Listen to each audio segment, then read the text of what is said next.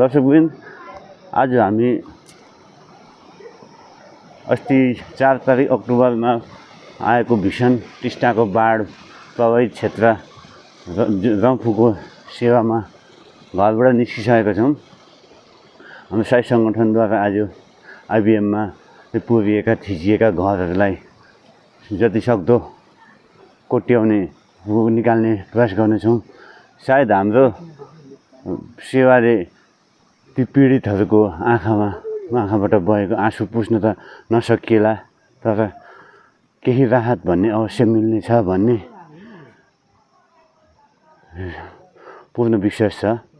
हामी यहाँबाट सदनबाट अहिले 7 बजी करिब 8:30तिर पुग्नेछौँ।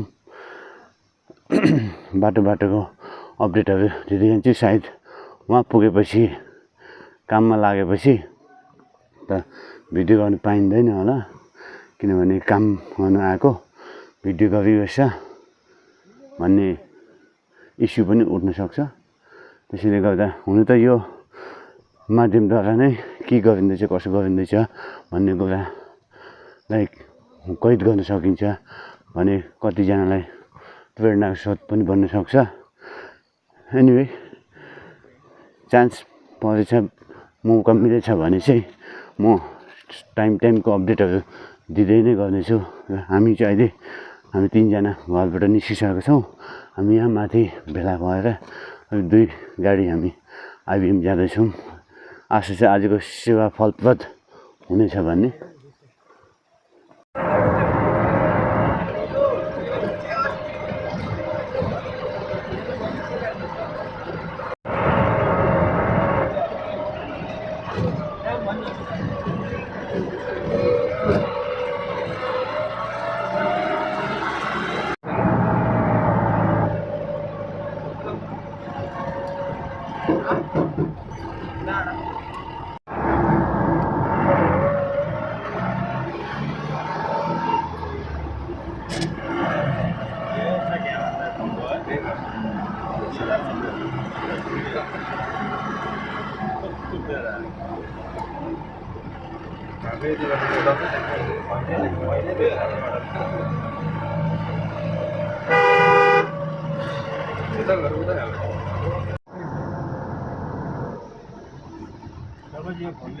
रेली पालाको बाटो हिँड्नुपर्ने छ। यता एकछिन रोक होला तर होला यहाँ अघि अब मान्छेकोलाई मुद्दैछ भने ढिलो भने अब के हो हप्दैछ भन्नु कस्तो दामी दिन्छ क्यामेरा है।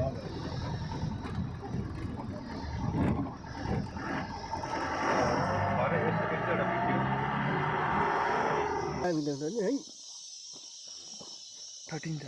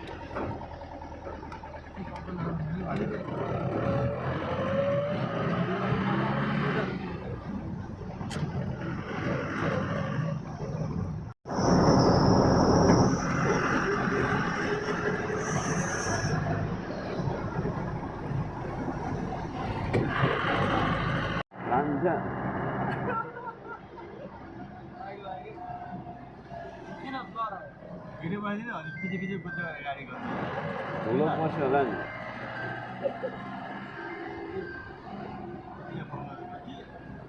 हेलो कुन जग्गा हो यो?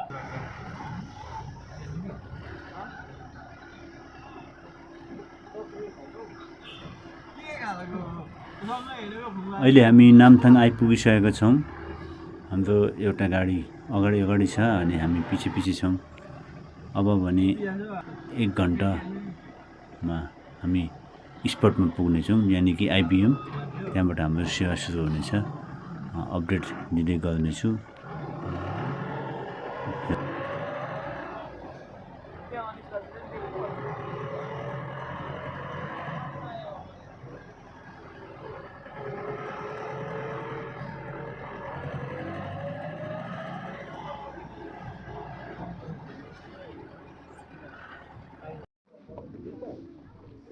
बिहान छिटै हिँडेकोले गर्दा भोक लाग्ने टाइम पनि भयो।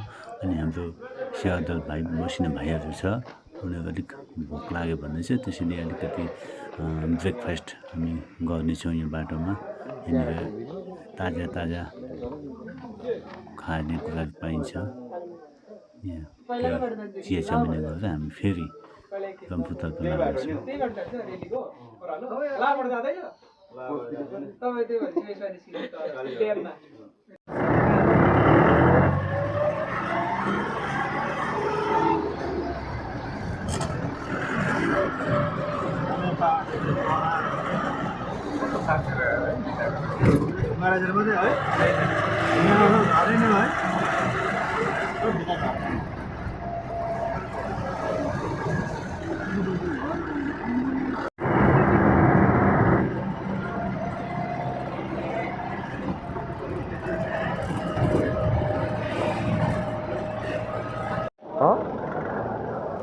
अब भने हामी IBM ग्राउन्ड आइपुगिसकेका छौँ।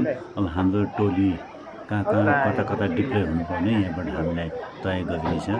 विशेष हाम्रो IBM को तल्लो साइडमा हाम्रो सेवा हुन्छ। बेल्चा, जम्पा, कोदाली, फरुवा के छ हामी सबै लिएर जाँदैछौँ। यहाँ विभिन्न सङ्घ संस्थाहरूले सेवा प्रदान गर्न आइरहनु भएको छ। यसमा जस्तै मानव सेवा, रम्फू समाज, साई सेवा समिति, सिक्किम, यस्ता NGOहरू पनि हातमा हात दिएर रिलिफ कार्यमा जुटेका छन्। अब जे सक्दो अब गर्दै जानुपर्ने हो, जति सक्दो है। हुन त यो प्राकृतिक आपदामा हामीले कति के गर्न सक्छौँ र यति डरलाग्दो विजय भएको छ, यहाँनिर क्षति भएको छ। अब अलिकति भए पनि हामी हातले सेवा पुर्याउने हामी सक्दो कोसिस गरिरहनेछ।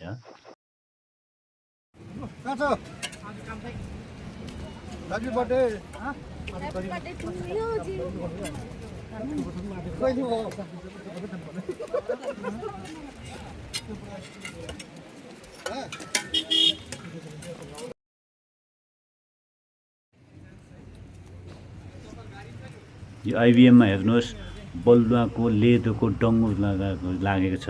टिस्टा खोलाको जुन चाहिँ 4 तारिक आएको पहाडी थियो, यसले यो थुपारेको हो। पहिलाको IBM र अहिलेको IBM मा आकाश पातालको फरक छ। घरहरूलाई ठुम्याउनु निकै मुस्किल पर्छ। यहाँ हेर्नुहोस् बलुवाको डङ्गुर, यो घरको चेपमा बलुवा थाक लागेको छ। अलिकति होचो ठाउँको त एक तलासम्म डुबेको छ भने गाडीहरू आदि पुरिएको छ। बाइकहरू अहिले देख्नु सक्नुहुनेछ। नयाँ बाइकहरू अब चलाउन नसक्ने अवस्थाको भएको छ। धेरै ज्यानको क्षति नभए पनि सार सामानको धेरै क्षति पुगेको छ। यो 4 तारिकको आपदा बाढी, टिस्टा नदीमा बाढी, नयाँ बाइक।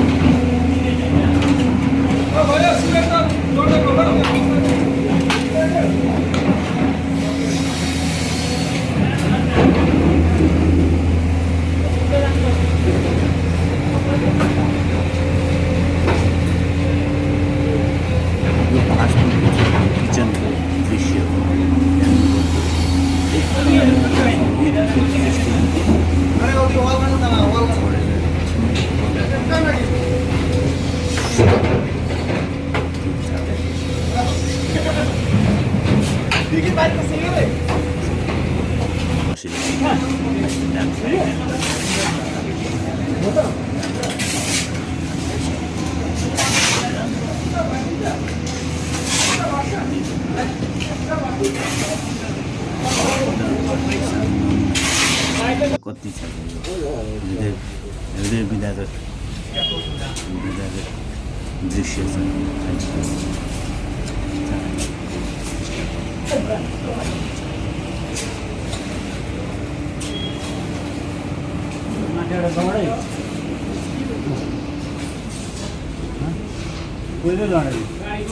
त्यो धस अब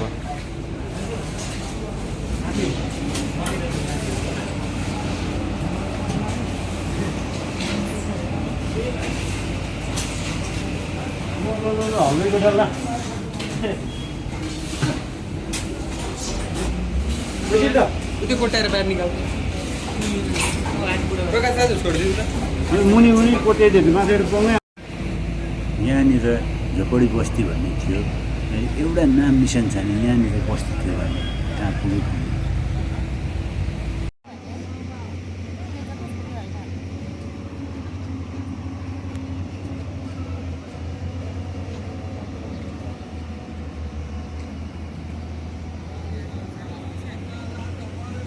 बिचरा कुकुर पनि हिलोमा डुबेछ खुट्टा हिल्दै हिलो थाकेर हामी साथीको घरमा सायद बसिरहेको छ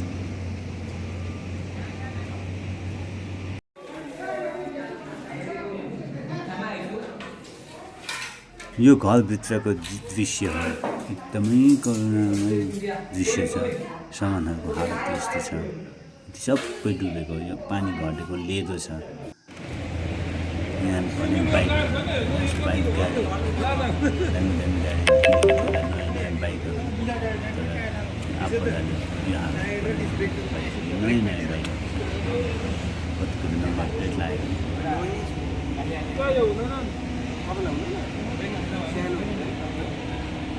पुगेर घर जाने बाटो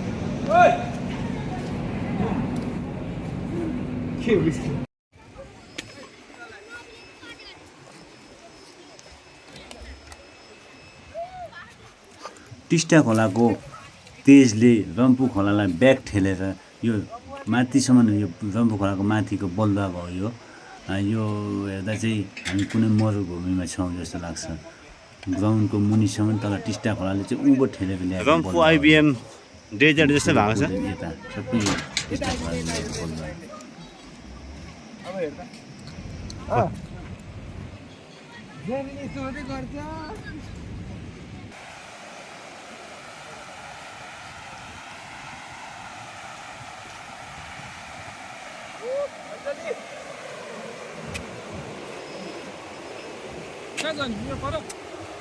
ऊपर सजिलो होला